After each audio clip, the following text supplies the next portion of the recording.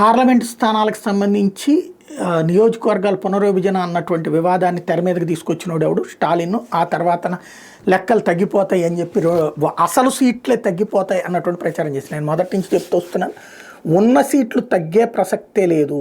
కొత్తగా అదనంగా వచ్చే సీట్లు నార్త్ ఇండియాలో పెరిగినంత సౌత్ ఇండియాలో పెరగవు.